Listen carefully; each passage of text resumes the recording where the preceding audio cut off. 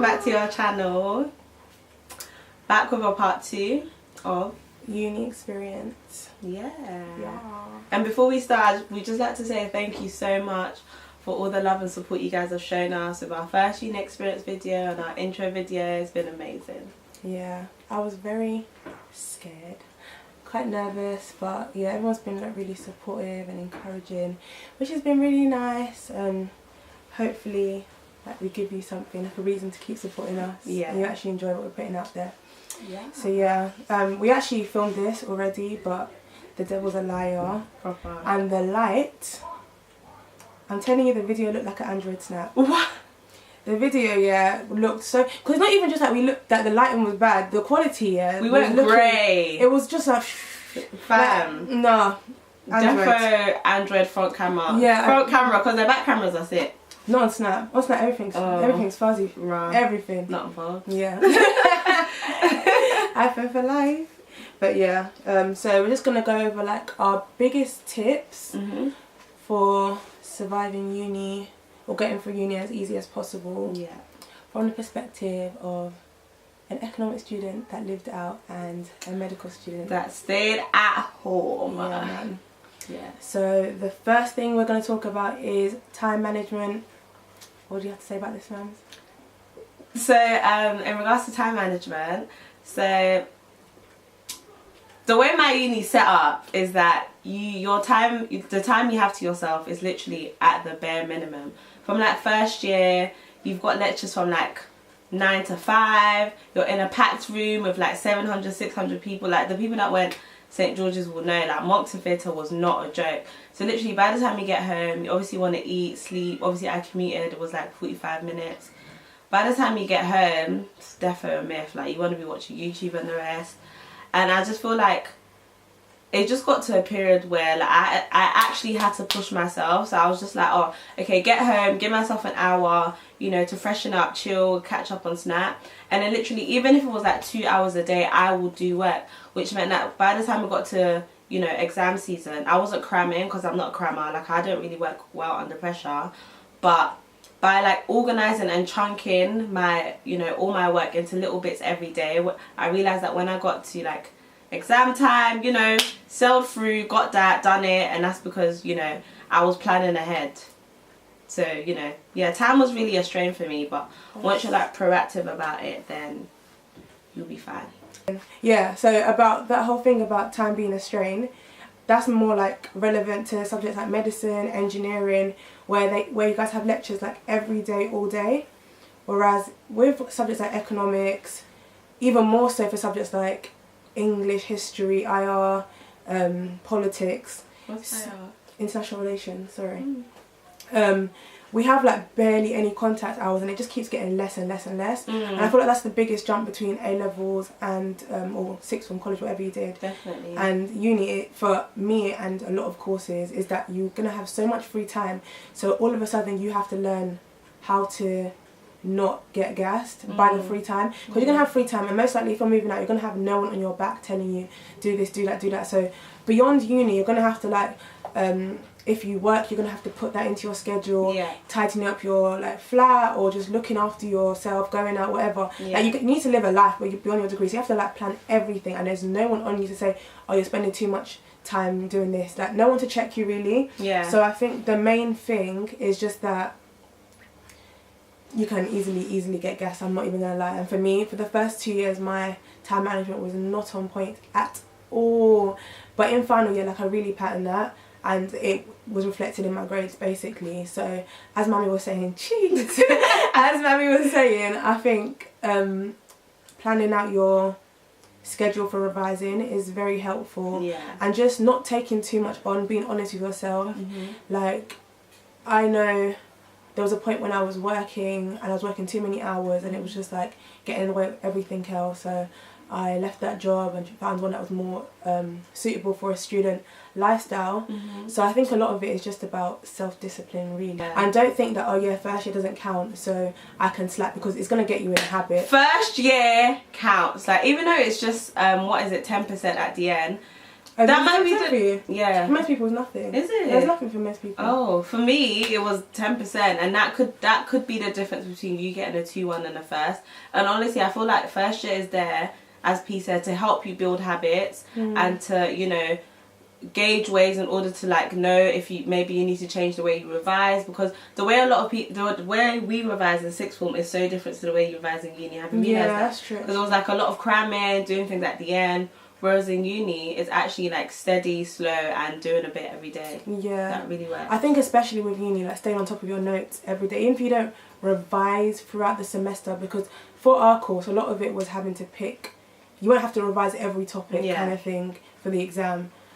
But just at least staying on top of our notes. By the end of the semester, you have like a full book of notes to decide which topic you're going to pick to study for the exam and things like that. And yeah, as I was saying, first year doesn't count, but for a lot of, if you want to do a placement or an internship, they tend to look at your first year grades, so don't get gassed, because it can really come to slap you back in the face. And obviously you have to pass everything, even though it doesn't count, you have to pass everything. You do, yeah. But just like measure what you're working with when you have exams, what you know about your own memory and how good you are at like retaining information. If you know you're not the kind of person who can cram, then don't leave it to cram, because you're going to flop and be upset.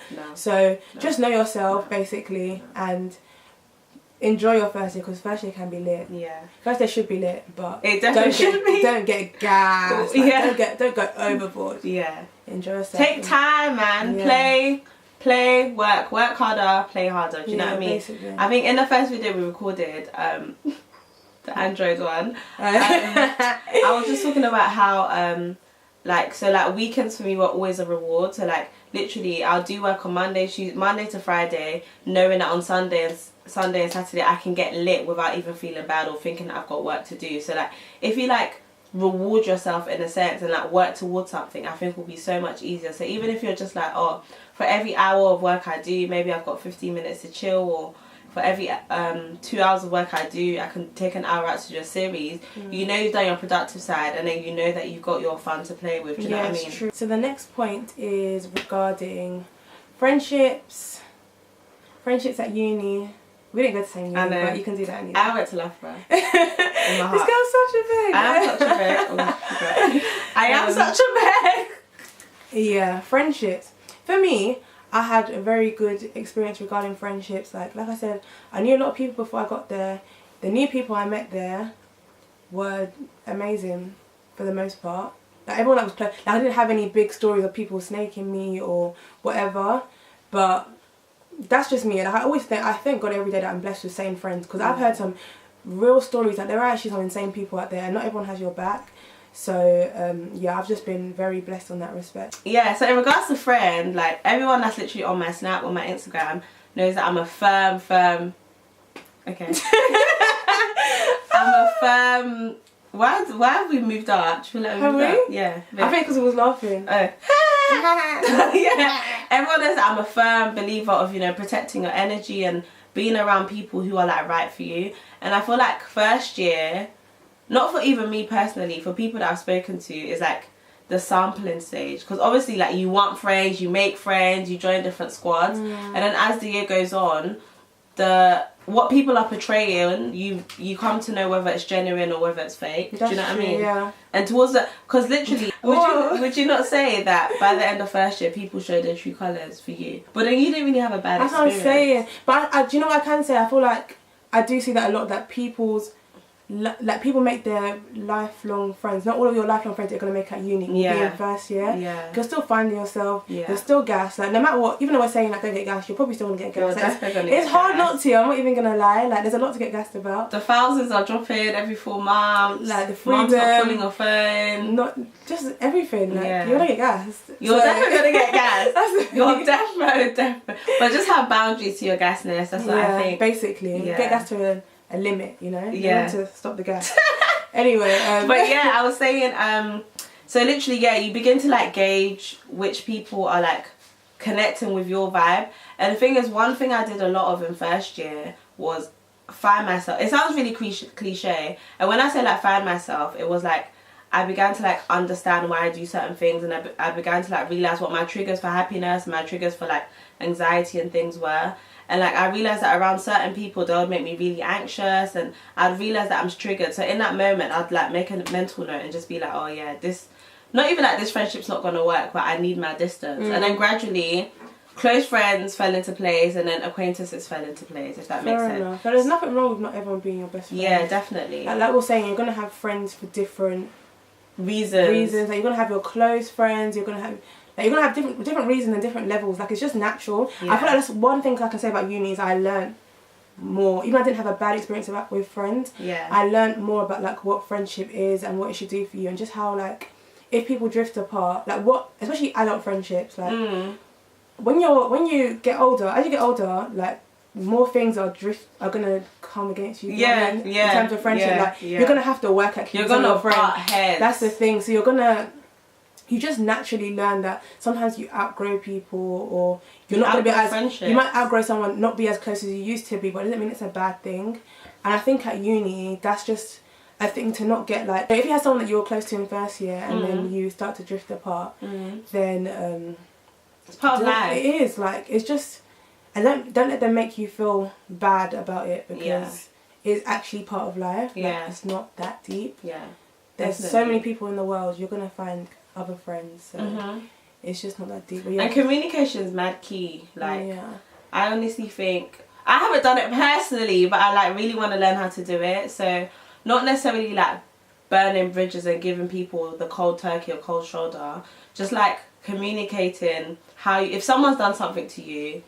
Obviously, you get the whole side where it's just like, yeah, I don't owe them an explanation and blah, blah, blah. But just think about how you'd feel if you were on the receiving end. So I feel like adaptability is a key skill to like making friends and just being a good version of yourself. Just realising that people have different needs, and sometimes compromising what you believe in, or, you know, what you usually do to like meet their needs and keep the friendship going, if that makes sense. The thing is, these tips aren't even like specific just to uni friendships, but I think they're really handy for knowing at uni, because I feel like you need friends in uni. Definitely.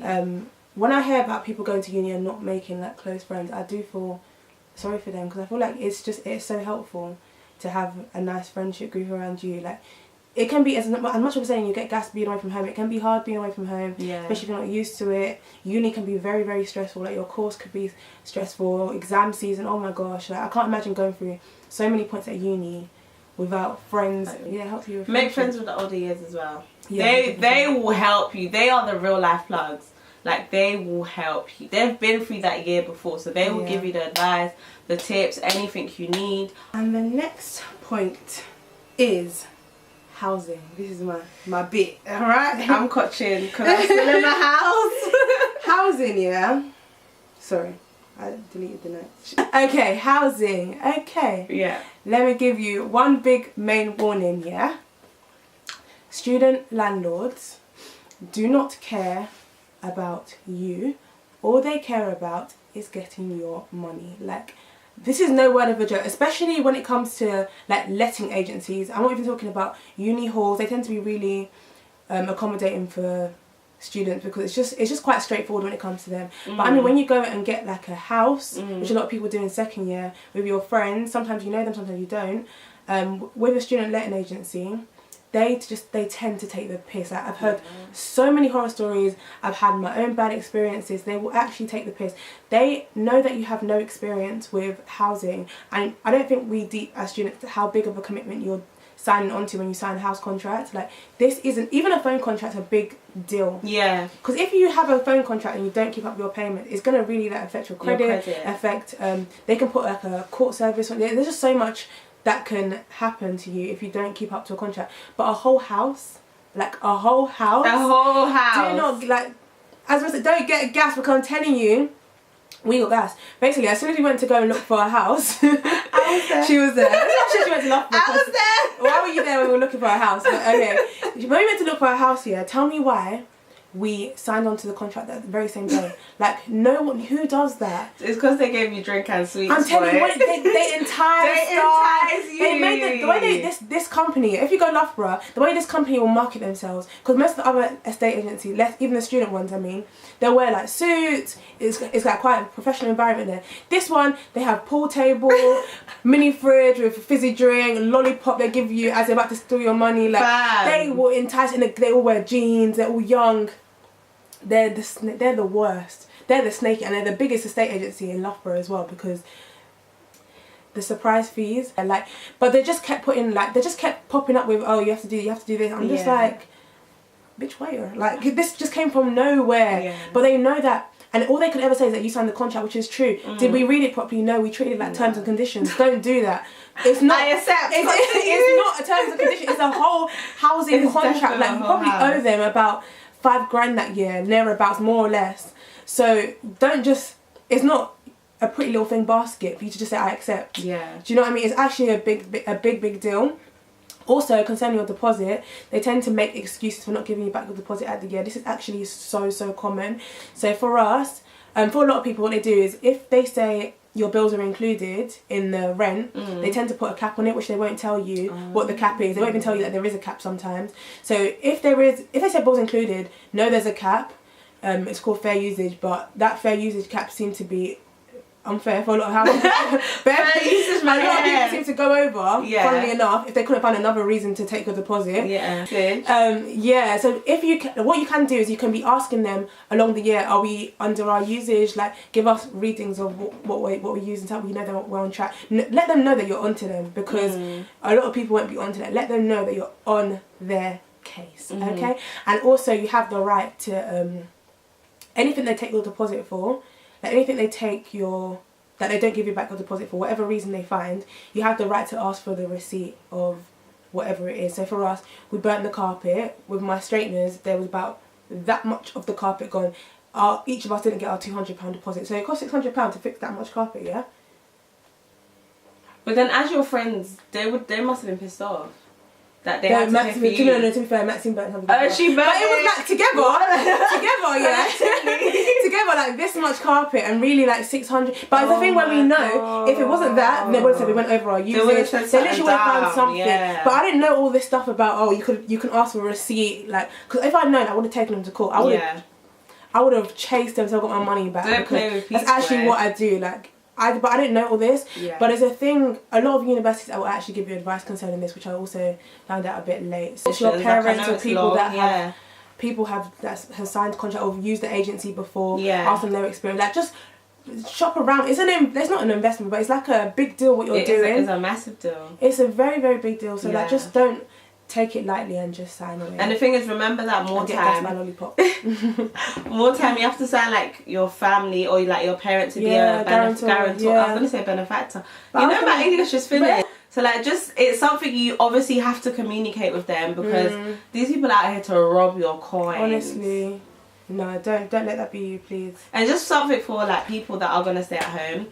Obviously, you're getting older, you're becoming a bit of an adult, you're going to have your personalities which are going to clash with those of the people around you. So I would say, have days where, where you take a day off. Like, but if you need a night away to breathe, to, get a different environment, then do so. Or go visit your friend in uni or something. But I know personally, it can get very suffocating. You begin to butt heads with the people in your house, because obviously when you need space, get space, honestly. Don't allow yourself to be suffocated.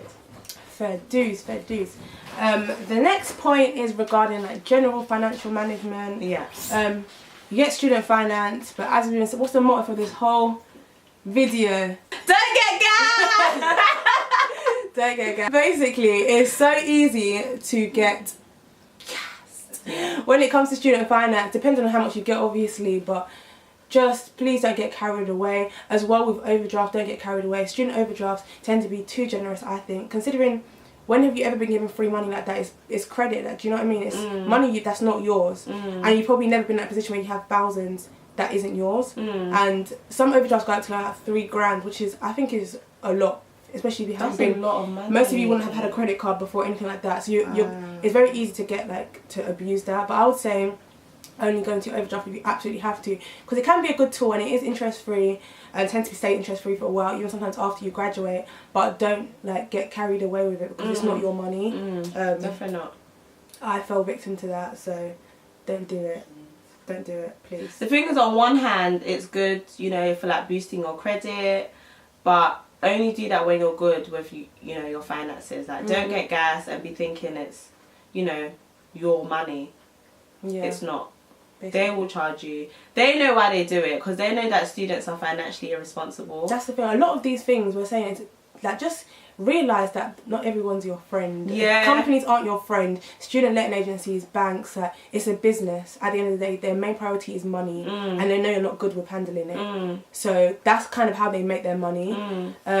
But yeah, just shop around. Again, don't run into like, that's what I did. I just picked Santander. I saw a free rail card, which was handy. I'm not even gonna lie. It's handy. But don't get like, don't rush into these decisions. These are like big financial decisions you're making. And also in terms of financial management, obviously a lot of you might want to work at uni. For me, my student finance like barely covered my rent, and I could only, my parents gave me money for food, but obviously you want to like have a life beyond eating. So for like the extras, I worked.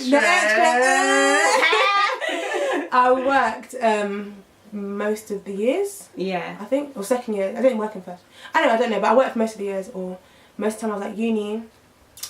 With jobs, I would recommend the first place you should look at the beginning of the semester, because they go really quickly, is on-campus jobs, because they're a lot more respectful of the fact you're a student. You can find off-campus jobs that have low contracted hours, but I think they're quite rare. Depends on where you are also. Obviously I was in Loughborough, there's not that many jobs available. I think the best jobs, the most student friendly jobs, were either in the student union, on campus, things like student ambassador, or in the shops, or agency. We don't have agencies in Loughborough. Oh. I'm saying there's nothing. And the clubs, obviously, because they just tend to be clubs. Basically every club has like one night where they actually get customers, I'm not going to lie. So then you tend to only have to work one night a week. So that can be 1 or 2 nights max. That could be a handy place to look. Yeah. And if you're London, agency, honestly. I think agencies are really good. Because you work when you want. I know a lot of people go to uni, become makeup artists, start selling frontals, like hustle. Like you have to be creative with the way you make money. Things like eBay, Depop. Yeah. Because when you go to uni, you're gonna get a gas. You're probably gonna buy a different outfit for every motive and never wear it again because you took an Instagram picture in it. That's the society we live in. It is, but like, you know, people do it. And I'm not gonna lie, sometimes there's certain like things like my graduation dress I'm probably never gonna wear again, so I'm gonna sell it. Because I like selling my stuff on eBay, because I don't even have space anyway. So I think just being smart of like ways to make money is a really good way to go about it. Stay connected to your faith. Like, no matter what your faith is. Obviously we're Christians, but like praying, things like praying and going to church or fellowship or whatever, just keeping your mindset in the same place, because uni can really shake you mentally and in other ways. So every Ellie, like mentally, physically, every Ellie, to be honest, attacking you. It's true. So I think staying connected to your faith is a very good way to just get over that. I think there's a tendency, especially if you've been brought up in a place where you've been like forced to go to church, forced to go to mosque, wherever you go, you might think, okay, as soon as I get to uni, I'm going to live my life, this, that. But you don't realise that you being forced, you actually like sought comfort in that religion or that faith or that spirituality. Like it's still a big part of you. So even if you don't have that pressure from your mum to go to wherever you're going, it's actually, you probably have underestimated how much of a part, like how much of a bigger, how much of an impact. That's it. That's it. That's it. How much of an impact it basically has made in your life, and it will make, and how it will just keep you grounded, because it you definitely